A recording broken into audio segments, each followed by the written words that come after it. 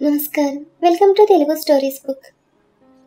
మన ఛానల్లో కథలు మీకు నచ్చితే please like, share and subscribe to our Telugu stories book. Hype ఇవ్వడం మర్చిపోకండి. ఈరోజు కథ లవర్ కమ్ హస్బెండ్ ఎపిసోడ్ 14. ఇక కథలోకి వెళ్తే, కాలేజ్ ఫస్ట్ డే. కృతి రావడం చూసి రిషి చాలా హ్యాపీగా ఫీల్ అయ్యాడు. నాకు తెలుసు చిన్ను, నా కోసం ఇక్కడ చేరావనుకుంటూ అభితో, చాలా థ్యాంక్స్ రా, నా కోసం నువ్వు ఇక్కడ జాయిన్ అయ్యావన్నాడు. రే, నువ్వు కృతి ఎక్కడుంటే నేను అక్కడ ఉంటాను, బట్ మిత్రాన్ని మిస్ అవుతున్నాను అన్నాడు అభి. రిషి కూడా, అవునరా, నాకు కూడా మిత్రాన్ని మిస్ అవుతున్నాను అనిపించింది అన్నాడు. కృతి నవ్వుతూ వచ్చి ఇద్దరికి హైఫై ఇచ్చి, నాకోసమైనా వెయిటింగ్, పదండి వెళ్దాం అంది. ముగ్గురు లోపలికి ఎంటర్ అయ్యారు. వాళ్ళ క్లాస్ కనుక్కొని లోపలికి వెళ్ళారు. వీళ్ళు వెళ్ళేసరికి చాలామంది ఉన్నారు. అమ్మాయిలంతా రిషిని చూసి ఫ్లాట్. 6 అడుగులు అందగాడు, పాలుగారే బుగ్గలు, cream colour shirt, blue jeans టక్ చేసి చూడ్డానికి సూపర్గా ఉన్నాడు. అభి రిషి ఒకవైపు, కృతి అమ్మాయిల దగ్గర కూర్చుంది. అప్పుడే కొంతమంది అమ్మాయిలు రిషికి లైన్ వేయడం చూసి, ఇంత అందంగా ఎందుకు పుట్టావురా రిషికే, అయినా ఇంత నీట్గా రెడీ అయ్యొచ్చో, చూడు అందరి చూపు నీ మీదనని కృతి అనుకుంటూ ఉండగా ఇంతలో సీనియర్స్ వచ్చారు. Hi juniors, welcome to our college అని విష్ చేశారు. అంత వీళ్ళు కూడా విష్ చేశారు. వాళ్ళలో ఒకతను, చూడండి, అన్ని కాలేజీల్లో లాగా మన కాలేజీలో ర్యాగింగ్ ఉండదు. ఎల్లుండి మీకు ఫ్రెషర్స్ పార్టీ, మీలో డ్యాన్స్లు, పాటలు ఇంకా ఏదొస్తే అది పెర్ఫామ్ చేయొచ్చు. రేపు ఈవినింగ్ ఆడిటోరియంలో మీ నేమ్స్ ఇవ్వండి అని చెప్పాడు.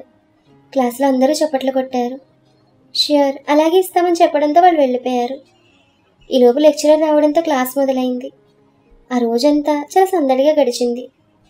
ఈవినింగ్ వెళ్లే ముందు క్లాస్లో ఒక అతను వచ్చి, hi, my name is Chanakya, నేను ఇక్కడే మన కాలేజ్ దగ్గరలో రూమ్ తీసుకున్నాను.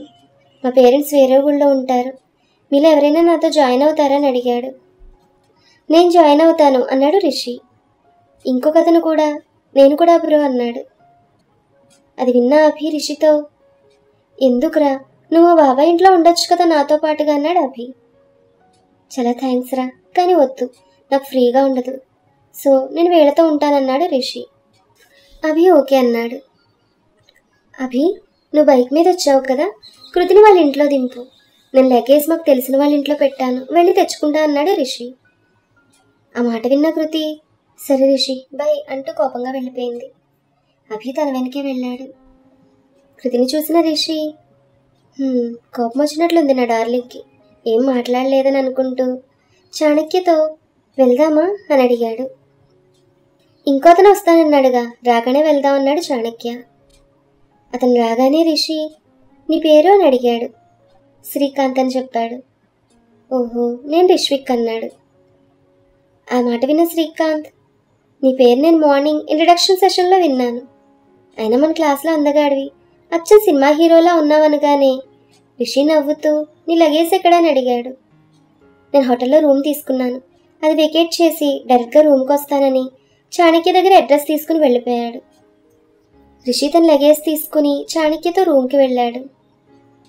పెంట్ హౌస్, 2 రూమ్స్, చుట్టూ సిటీ వ్యూ చాలా నచ్చింది రిషికి. అవి ఫొటోస్ తీసి కృతికి, మిత్రకి పంపించాడు. కాసేపటికి శ్రీకాంత్ వచ్చాడు. ఇంతలో చాణక్య మాట్లాడుతూ, ఫస్ట్ ఫ్లోర్లో ఓనర్స్ ఉంటారు, వెళ్ళి కలిసి పరిచయం చేసుకుందాం అన్నాడు. ముగ్గురు మెట్లు దిగుతుంటే శ్రీకాంత్ చాణక్యతో, నువ్వు సూపర్ బ్రో, ఇంత మంచి ఇల్లు ఎలా కనిపెట్టావు, రియల్లీ గ్రేట్ అన్నాడు. ఆ తర్వాత ముగ్గురు ఓనర్స్ ఇంటికి వెళ్ళారు. ఒక 30 సంవత్సరాల వచ్చింది, చూడ్డానికి చాలా పద్ధతిగా ఉంది. వీళ్ళని చూస్తూ, చాణక్య, వీళ్ళేనా నీ రూమ్మేట్స్ అని అడిగింది. అవునా ఆంటీ అన్నాడు. ఆమె, చూడండి, చాణక్య మాకు తెలిసిన వాళ్ళ అబ్బాయి, మీరు మాకు తెలియదు, అయినా తను చెప్పాడని ఓకే అంటున్నాను, జాగ్రత్తగా ఉండండి. అన్నట్లు మాకు వంట మనిషి ఉంది, మీరు రెంట్తో పాటు కుకింగ్కి పే చేస్తామంటే మీకు ఫుడ్ అరేంజ్ చేస్తామందామే. ఆ మాటకి రిషి వాళ్ళు ఆలోచించుకుని చెప్తామండంతో ఆమె సరేనంది. ఇంతలో శ్రీకాంత్ ఆమెతో, మీరు చాలా గ్రేట్ అక్క, రెంట్కి వచ్చిన వాళ్ళది ఇలా ఫ్రెండ్లీగా ఉండడం చాలా గొప్ప అన్నాడు. ఆమె నవ్వుతూ లోపలికి వెళ్ళిపోయింది. ఆ తర్వాత వాళ్ళు కిందకు వచ్చారు. శ్రీకాంత్ని చూస్తూ చాణక్య, బాబు భజన్ లాల్ అని పిలిచాడు. ఎవరిని అని అడిగాడు శ్రీకాంత్. నిన్నేనయ్యా. ముందు రిష్విక్ని పొగిడా, ఆ తర్వాత నన్ను, ఇప్పుడు ఓనర్ ఆంటీని. అందుకే భజన్లాలని పిలిచాను అనగానే రిషి పెద్దగా నవ్వాడు. ఓ అదా, నాకు అది అలవాట్లే కానీ పదండి చాయ్ తాగి దమ్ము కొడదాం అన్నాడు శ్రీకాంత్.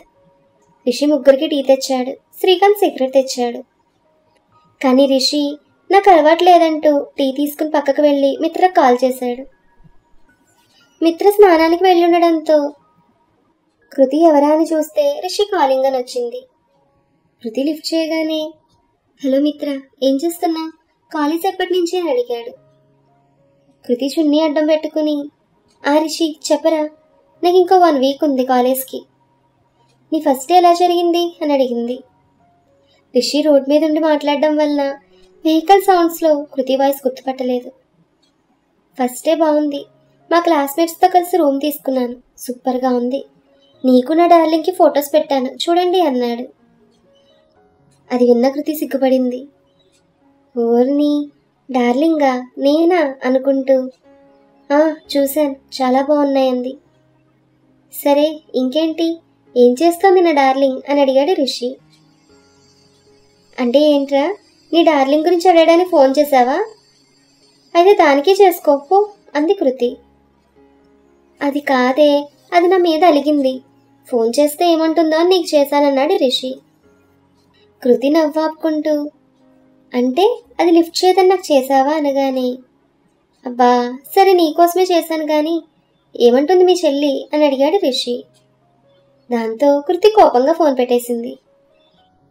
వీడేంటి వాళ్ళ చెల్లి గురించి అడుగుతాడు, ఇడియట్, చెప్తాను నీ సంగతి అని ఫోన్ పట్టుకుని ఆలోచిస్తోంది. ఇంతలో మిత్ర వచ్చి, ఏంటే ఫోన్ పట్టుకుని అంత సీరియస్గా ఆలోచిస్తున్నావు అని అడిగింది. ఐడియట్ థాట్ ఎలా తీద్దామా అని అంది Kriti. Idiot, you mean Rishi? వాడే. ఏమైందే? ఏం కాలేదు కానీ నీ ఫోన్కి కాల్ చేశాడు, నేను నీలా మాట్లాడాను, గుర్తుపట్టలేదు, ఎందుకు చేశాడో కనుక్కో అంటూ ఫోన్ మిత్ర చేతిలో పడేసి వెళ్ళిపోయింది.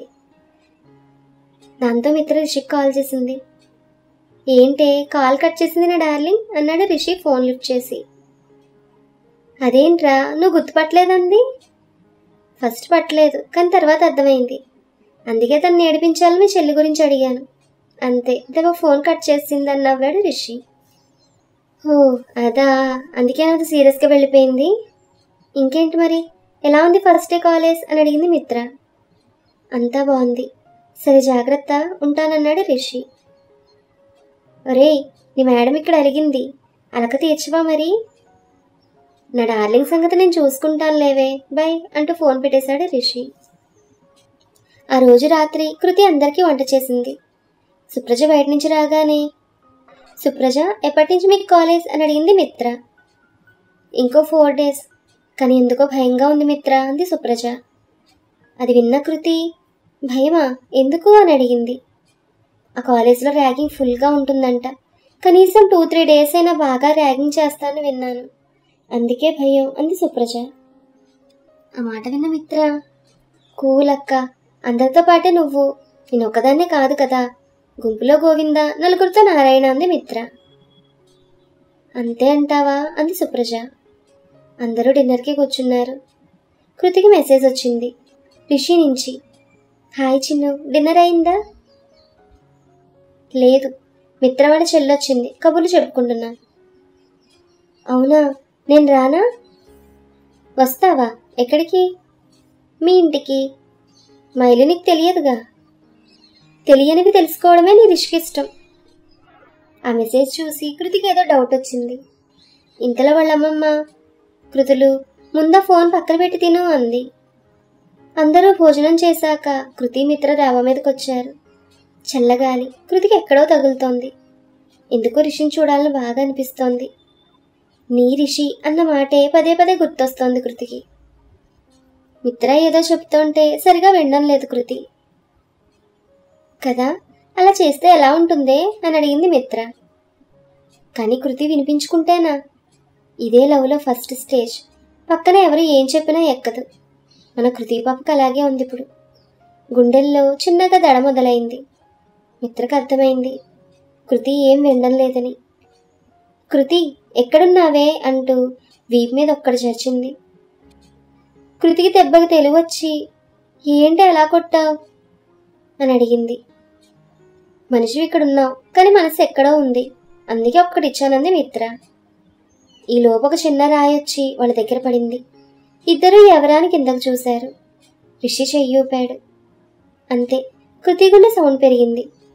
మిత్ర తన భుజంతో కృతిని తడుతూ, నీ లవ్కు అర్థమైంది నువ్వు తన గురించి ఆలోచిస్తున్నావు అని, అందుకే వచ్చాడు చూడు అంది మిత్ర. ఇప్పుడు కృతి రిషిని ఎలా కలుస్తుంది? ఈ కథ మీకు నచ్చితే please like, share and subscribe to our Telugu stories book. Thank you.